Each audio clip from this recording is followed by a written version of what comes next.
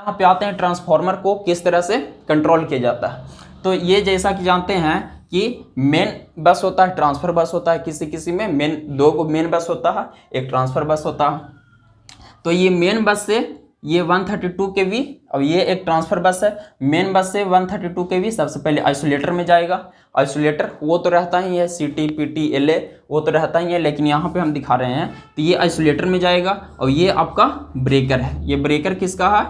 तो high voltage का। तो हाई वोल्टेज के ब्रेकर के दोनों तरफ आइसोलेटर रहता है। ये तो आप लोग जानते ही हैं कि ब्रेकर तभी क्लोज होगा जब आइसोलेटर लगा हुआ हो, या फिर आप इस तरह कह सकते हैं कि आइसोलेटर को हम तभी ओपन कर सकते हैं जब ब्रेकर ओपन अवस्था में हो, मतलब कि कोई लोड ना हो। अगर लोड रहेगा तो हाई स्पार्किंग होगा, जिसके कारण आपका ब्रेकर का कॉन्टैक्ट, आइसोलेटर का कॉन्टैक्ट भी डैमेज हो सकता है। तो ये हाई वोल्टेज ब्रेकर के दोनों तरफ आइसोलेटर हैं, इधर भी और इधर भी। उसी प्रकार ये वाला ट्रांसफार्मर है, ये 132 kV इनकमिंग आ करके ये 33 kV आउटगोइंग में स्टेप डाउन कर रहा। फिर इधर भी आपका क्या है, यहाँ भी आपका LV साइड ब्रेकर है, LV साइड ब्रेकर है, और फिर यहाँ पे आइसोलेटर है, LV का आइसोलेटर। तो इस प्रकार से ये स्टेप डाउन करके इस प्रकार से इसको कंट्रोलिंग किया जाता है। तो ये HV side breaker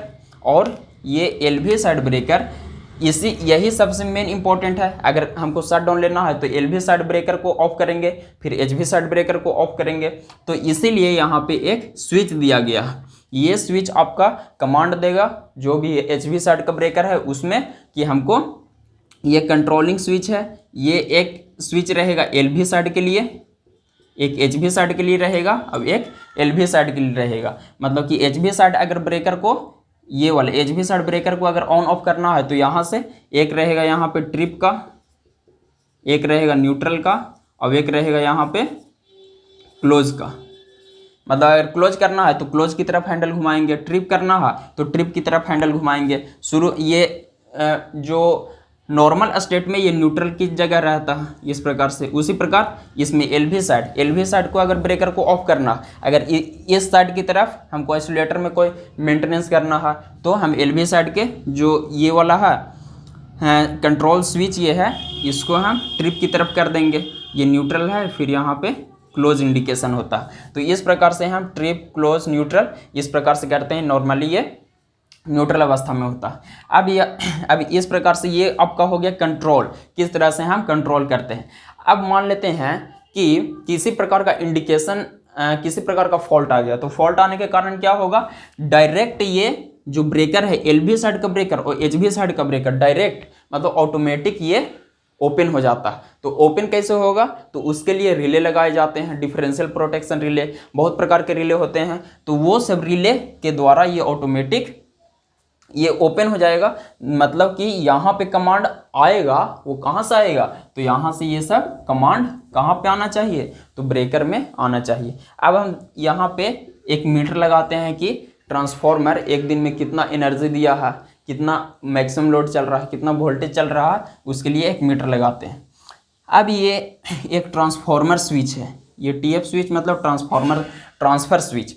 transfer switch क्या करता है कि अगर हमको मेन बस से चलाना है या फिर ट्रांसफ़र बस से चलाना है तो उसके लिए ट्रांसफ़र स्विच का काम करते हैं। जैसे में अगर दोनों से अगर हमको चलाना है, दोनों से अगर चलाना है तो दोनों से चलाने पे डैमेज हो जाएगा, इसीलिए हम एक बस से ही एक समय में चला सकते हैं। इसीलिए यहाँ पे एक की दे देते हैं, एक लॉक कर देते हैं कि अगर मेन पे चलाना है तो मेन पे करके, जैसे में ये वाला अगर यहाँ पे ट्रांसफ़र है और यहाँ पे मेन है मतलब मेन बस, तो मेन बस पे करके और इसको लॉक कर देते हैं, ताकि अगर ट्रांसफ़र पे करना है तो तब तक ट्रांसफ़र पे ना हो, तब तक जब तक ये आइसोलेटर क्लोज ना हो। ये टैंडम आइसोलेटर का यूज़ किया जाता है और इसी के थ्रू हम ट्रांसफ़र बस से हम कर सकते हैं। मतलब यहाँ पे हमको मेंटेनेंस करना है तब तक हम ट्रांसफ़र बस से चला लिए। लेकिन इसमें ये प्रॉब्लम है कि इसमें कोई भी ब्रेकर नहीं रहता, मतलब अगर ट्रिपिंग आ जाएगा तो ये डायरेक्ट लाइन को ही ओपन कर देगा, मतलब कि जो लाइन है वो लाइन ही पूरी तरह से बंद कर देगा। अब यहाँ पे है DC स्विच। DC स्विच का क्या काम है, इसमें DC दो आते हैं, जो ट्रांसफार्मर के पैनल है इसमें दो DC आते हैं, एक DC हो गया और एक स्टैंड बाई के रूप में DC रहता है, DC1, DC2, और एक रहता है इंडिपेंडेंट। इंडिपेंडेंट मतलब कि ये किसी भी पे ये काम नहीं करेगा। तो एक रहता है DC1, एक रहता है DC2, मतलब DC1 अगर उस पर मेंटेनेंस करना है या उसका वायर कट गया है तो DC1 का काम करेंगे, DC1 से हटा करके DC2 पे कर देंगे। अब इसके बाद देखते हैं कि ये LV साइड तो जान रहे हैं कि LV ब्रेकर, उसके बाद आइसोलेटर, फिर यहाँ पे 33 kV के मेन बस में ये देगा। अब यहाँ पे ये ट्रिप कॉइल LV साइड का सुपरविजन रिले है, उसी प्रकार ट्रिप कॉइल 2 का सुपरविजन रिले है। सबसे इम्पोर्टेंट जो पार्ट होता है कंट्रोलिंग पर्पस के लिए, प्रोटेक्शन पर्पस के लिए, वो ट्रिप कॉइल ही होता है। इसलिए ट्रिप कॉइल को प्रोटेक्शन करने के लिए हम 2 ट्रिप कॉइल स्टैंड बाई के रूप में लगाते हैं। मतलब कि अगर एक ट्रिपिंग कॉइल काम ना करे तो दूसरा ट्रिपिंग कॉइल ऑटोमेटिक वो सेंस करके और फिर वो ब्रेकर को ट्रिप करा दे। तो इसलिए यहाँ ये सुपरविजन रिले ये दोनों साइड की तरफ होंगे। एक HV साइड की तरफ सुपरविजन रिले भी होगा, एक LV साइड की तरफ। ये कहाँ पे लगा हुआ रहेगा? ट्रिप कॉइल कहाँ रहेगा? तो ब्रेकर में ही रहेगा। उसी प्रकार HV साइड का ट्रिप कॉइल HV में रहेगा, LV साइड का ट्रिप कॉइल LV ब्रेकर में रहेगा। तो इसका हमें सबसे इम्पोर्टेंट सुपरविजन होना चाहिए कि ट्रिप कॉइल मेरा हेल्दी है कि नहीं। ट्रिप कॉइल अगर खराब है तो अगर फॉल्ट कहीं आ गया तो सीधे ट्रांसफार्मर को ही डैमेज कर देगा। और ट्रांसफार्मर कितने करोड़ का होता है? 4 करोड़ 5 करोड़। इसीलिए हम 2 ट्रिप कॉइल लगा देंगे कि अगर एक ट्रिप काम ना करे तो दूसरा ट्रिप। और इसका सुपरविजन के लिए भी हम यहाँ पे एक रिले लगाएंगे कि ट्रिप कॉइल मेरा सही है या नहीं। तो उसी प्रकार ट्रिप का सुपरविजन 1 हो गया, 2 हो गया, और फिर HV साइड का ये यहाँ पे HV है, HV साइड का भी ट्रिप कॉइल 1 और 2 हो गया।